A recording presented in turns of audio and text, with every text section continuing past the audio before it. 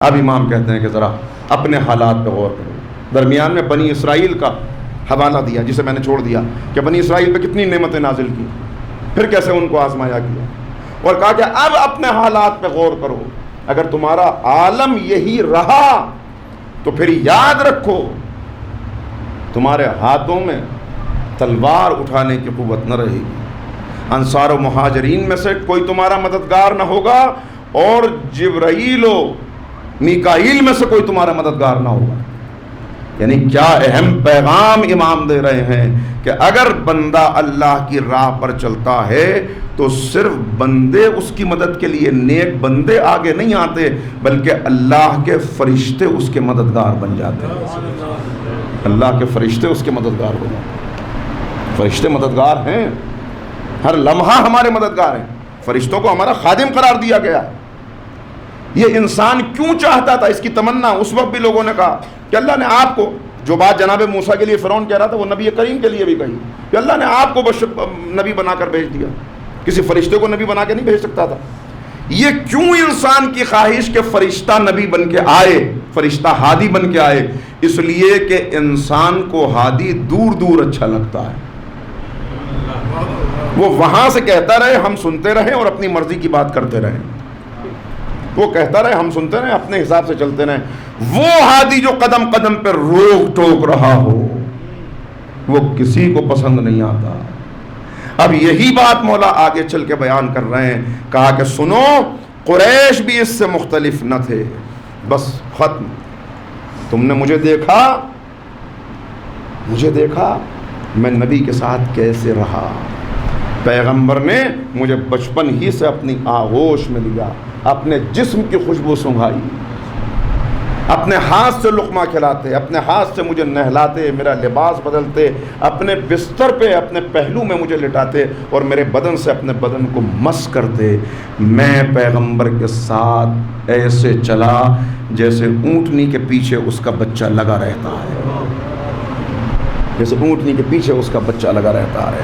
سنو بس یہ آخری بات، ایک دن پیغمبر اکرم امت کو جب دعوت دے رہے تھے تو کچھ لوگوں نے کہا کہ ہم اس وقت آپ کی بات پر کان دھریں گے جب سامنے جو درخت ہے یہ درخت اڑتا ہوا آئے اور آپ کی نبوت کی گواہی دے۔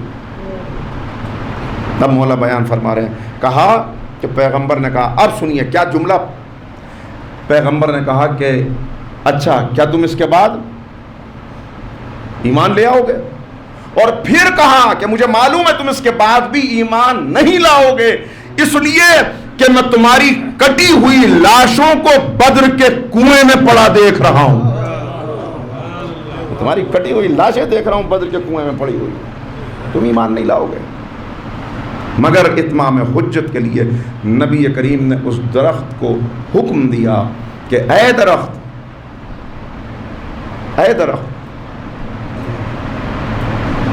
حکم خدا سے میری نبوت کی گواہی کے لیے آ جا۔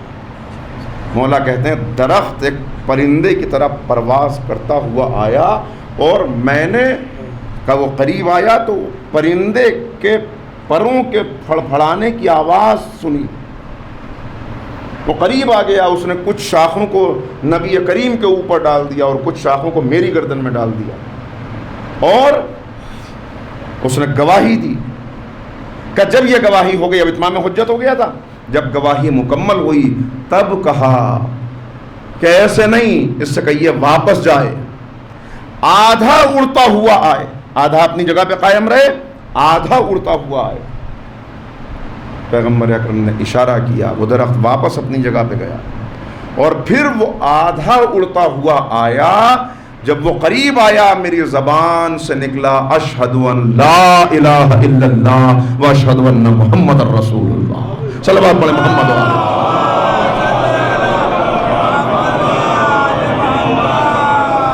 مگر اب وہ جملہ جو میں نے پہلے کہا اسی پہ گفتگو کو ختم کر رہا ہوں، مگر جب ظرف میں صلاحیت نہ ہو، جب ظرف میں صلاحیت نہ ہو، جب بلب ہی فیوز ہو چکا ہو تو روشنی کہاں سے آئے؟ لہٰذا اس منظر کو دیکھنے کے بعد انہوں نے کہا نعوذ باللہ نقل کفر کو کہ آپ جھوٹے اور جادوگر ہیں، آپ جادوگر۔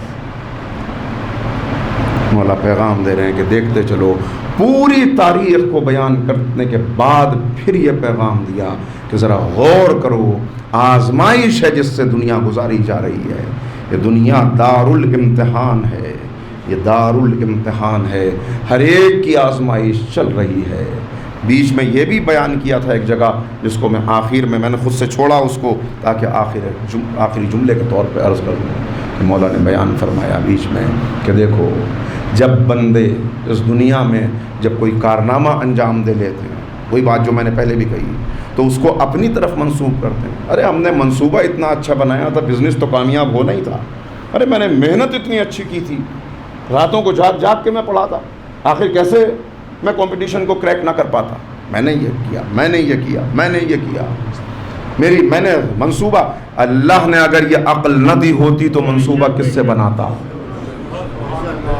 اللہ نے اگر یہ مہلت نہ دی ہوتی تو راتوں کو کیسے جاگتا؟ یہ طاقت، یہ مہلت۔ کہا کہ عجیب بندوں کا حال ہے کہ اچھائیوں کو اپنی طرف منسوب کرتے ہیں، برائیوں کو اللہ کی طرف۔ ایسا ہو گیا، اللہ نے کر دیا۔ میں نے جان بوجھ کے یہ بات کہی، چونکہ ہم بے خیالی میں بہت سی مرتبہ یہ باتیں کہہ دیتے ہیں، اللہ نے میرے ساتھ ایسا کر دیا، اللہ نے ایسا کر دیا۔